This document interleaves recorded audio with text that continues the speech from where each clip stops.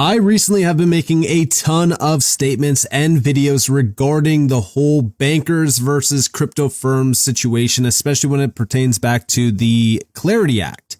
Now, again, I've been talking about this where I'm actually on Coinbase's side. I will always be on the crypto firm side because at the end of the day, why would I want to, say, all right, yeah, I'm with JP Morgan on this when these bankers have pretty much screwed us consumers forever. The banks are the enemy, not the crypto industry. I said here back in February, the US government and the banks are waging war on crypto while pointing the finger at, you guessed it, the crypto industry. And it doesn't matter if it's Coinbase. If it was Uphold or if it was Binance, I would still be supporting them because we are seeing these politicians and these major executives now coming out and attacking crypto when we already know that banking organizations like the American Bankers Association are their biggest donors. But we just got confirmation from the president that this is actually happening. That's right. You read the headline correctly and you just heard me correctly. Got confirmation from the president that the war on crypto and bankers trying to paralyze this bill is still happening. And it's happening right now. Now, I want to go over a few things, but I want to start off with this video that recently got posted from Bank XRP. And this is regarding Caroline DeFam, previous CFTC chairman. The Clarity Act debate right now feels a little bit like theater. I love this because I recently made a video regarding this entire situation saying the same thing. It feels like this was all planned out. MoonPay CLO highlights that while DC performs the Genius Act and the proposed Clarity Act framework offers a pragmatic path, the key to unlocking innovation is the duck test for rewards. Number 1, activity-based rewards under the Genius Act, rewards tied to transactions or loyalty like airline miles are permitted.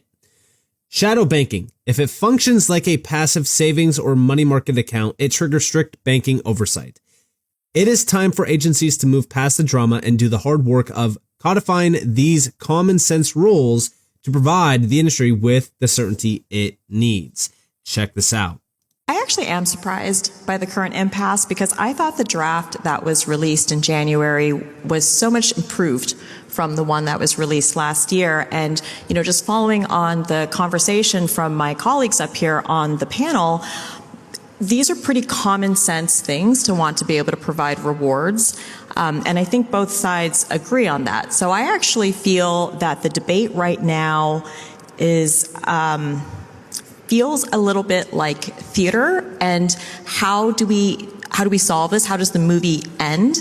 The movie ends with the agencies just doing the hard work that is necessary to actually create the specific rules and requirements necessary for the use of stablecoins as payment instruments and as other types of settlement or collateral tokens. So I used to work at a big bank. I used to work at Citi for 7 years. I was regulated by the OCC for 7 years. And I think what the OCC has recently done with its stablecoin rule proposal, which there has also been a lot of froth on crypto Twitter about, is also straightforward. So what did the January draft say? The January draft basically said, yes, you can go ahead and pay rewards to users of your stablecoin, right? And what does the OCC draft say? I think pretty simply, it has a rebuttable presumption. And I like to call this like looks like a duck test. If it looks like a merchant rewards program, you used the example of like your United Miles card, then that's okay. If it's a lookalike deposit account, a lookalike checking account, a lookalike savings account, a lookalike money market fund, that's not okay. I like to say the rebuttable presumption is just like the looks like a duck, sounds like a duck, and walks like a duck test. So that's the pragmatic path forward. The agencies have to write rules anyway to implement this. There's a debate that's going on right now in Washington, but I'm pleased to see that, the OCC, which is pro-innovation under Controller Gold, is moving, right ahead forward on creating those rules that are necessary. And there's a comment period. And so let's get to work. Good policy is hard work. So let's really dig into the nitty gritty and see how this should come out. Now, obviously, she supports the January text. I actually don't. I think that there's a lot of issues with it. I've mentioned it many times over. I went over it multiple times as well in videos, that it's a clear attack on DeFi, as well as a few other things. Like, all of the breakdowns within that text are very vague, which opens up attack vectors. But beyond this, we did get a big update from the president, which we will go over here in a moment. But we do have over here from the CEO of Digital Chamber, Cody Carbone. He said that in 2000, America had 8,315 community banks. Today, there are about 4,100. Blaming stablecoin rewards won't save them. Adapting might. Because, again, what has been the biggest argument lately around this bill?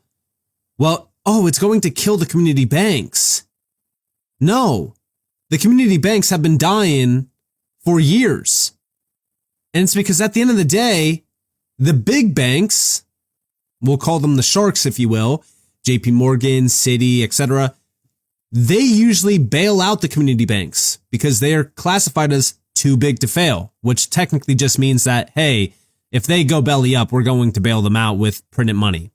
Just like back in 2008. Again, the big banks, they got richer while, that's right, the consumers got, completely wiped out. But beyond this, we did get the big update from the president, and I had to, of course, say, boom, sorry too much, because again, I've been talking about this for so long, while everyone has been saying, no, Coinbase is bad. Coinbase is bad. It's Coinbase. Coinbase is the problem. Well, there you have it, clearly confirmed from the president himself. The banks are the ones holding this bill hostage. The banks should not be trying to undercut the Genius Act or hold the Clarity Act hostage. As an industry, this is our final fight with the banks. We need to ensure that we don't give up in the war against the banks. This bill should be passed with haste, and the bankers should take the back seat while Congress protects consumers, not the bankers' profits. Now, of course, from Brad Garlinghouse, Ripple CEO, an extremely pointed message from the President of the United States to those who are dragging their feet on Clarity. This is and always has been about what's in the best interest of the American people. Now, here we have from the president on Truth Social, the Genius Act is being threatened and undermined by the banks. Oh, wow, wait, I thought it was Coinbase. And that is unacceptable. We are not going to allow it. The U.S. needs to get market structure done ASAP. Americans should earn more money on their money. The banks are hitting record profits. While we are not going to allow them to undermine our powerful crypto agenda, that will end up going to China and other countries if we don't get the Clarity Act taken care of. The Genius Act was the USA's first big step to make the United States crypto capital of the world, and getting the Clarity Act done is the next step to finish the job, and most importantly, keep this big and powerful industry in our country. The banks should not be trying to undercut the Genius Act or hold the Clarity Act hostage. They need to make a good deal with the crypto industry because that's what's in the best interest of the American people. This industry cannot be taken from the people of America when it is so close to becoming truly successful. Thank you for your attention to this matter, President Donald J. Trump. And listen, this is exactly why I have been very vocal on this issue because, again, I feel like so many people in this industry, a lot of influencers, a lot of creators that I follow as well, they've been painting the picture that it's a Coinbase issue. But it's not a Coinbase issue. It's the banks. The banks have always been the problem. Now, why do I think that Trump is trying to push this through and accelerate it? I think it's the Iran war. Here we have February 28th. Again, this is one day after the war started to really break out. Iran crisis puts the regime's $7.8 billion crypto shadow economy in the spotlight. Because yes, they have a massive crypto industry behind them. Even though you might not think it, they've been utilizing, crypto to avoid sanctions. This has been ongoing for a while. It's just like Russia, right? They have a stablecoin that's actually larger than Tether right now. But you wouldn't know that because, again, it's not being spotlighted at all.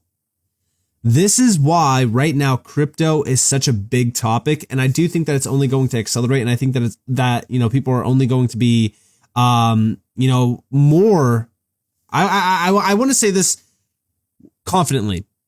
I think that when we look at Clarity, when we look at what's happening right now, I think there's more eyes on crypto now that we're starting to see crypto become more spotlighted within this whole area of, war breaking out and all of these big headlines. Crypto is starting to sneak back into the spotlight. But once we get clarity passed through, the floodgates are going to open. I feel like that's the biggest catalyst because, again, although, yes, we have a lot of eyes on crypto right now, there's still a lot of people that will simply not touch crypto because of the lack of regulations. But I think that this is going to accelerate a lot of things. The race is on around crypto. Like, all of these nations are looking at crypto. That's why when we go over here, we have Trump just said the quiet part out loud. In crypto, we want to be dominant. We want to be dominant in everything we do. America's crypto policy in 7 words. Check it out. Dominant in this field, which is very important. In crypto, we want to be dominant. We want to be dominant in everything we do. And this agreement will... And it's kind of crazy to hear this, but again, we want to see some action here. So I think that if we streamline regulations, we already have the excuse there, right? If we streamline this, then yeah, I think that they are serious about being dominant within crypto. But it makes a lot of sense because of the power behind this space. Now, on top of this, we did hear from Eric Trump regarding this.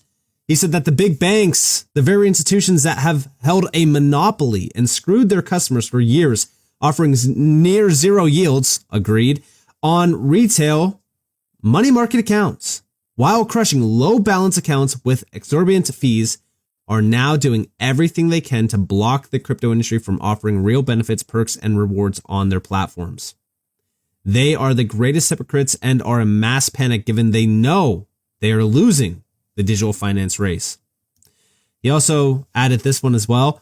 Let me make this very clear. Big banks, think JP Morgan Chase, Bank of America, Wells Fargo, etc., are lobbying over time to block Americans from getting higher yields on their savings, while trying to block any rewards or perks from being given to customers. These banks and others pay rock bottom rates on standard savings, often 0.01% to about 0.05% APY. Even as the Fed pays them 4% or more, this massive spread fuels record profits with almost none passed back to their customers and everyday depositors. Today, the banks are desperately targeting crypto and stablecoins, where platforms plan to offer 4 to 5% plus yields or rewards. The ABA and other lobbyists. Oh, wait a second. What did I say back in the middle of February? And other lobbyists are spending millions trying to ban or restrict those yields via bills like the Clarity Act, crying fairness, and using words like stability, when it's really about protecting their low-rate monopoly and preventing deposit flight. This is anti-retail, anti-consumer, and straight-up anti-American. Next time you see a big bank dropping billions on a shiny new Midtown Manhattan HQ, you know exactly where that money comes from. The non-existent interest rates that they pay you. Fortunately, the big banks are losing this fight as customers wake up to the games. And yes, this is exactly why it is so important right now to wake up to the realization that it's not a Coinbase or a crypto firm issue. It's a banker issue. But I don't believe that this is going to last too much longer. I think that we are going to start to streamline the Clarity Act. And I think that, again, time is ticking. Like, this is something that we cannot wait and kick around, for months or even years. We need to get this done now, ASAP. And I do agree with this statement. So with that being said, I hope you guys enjoyed this video.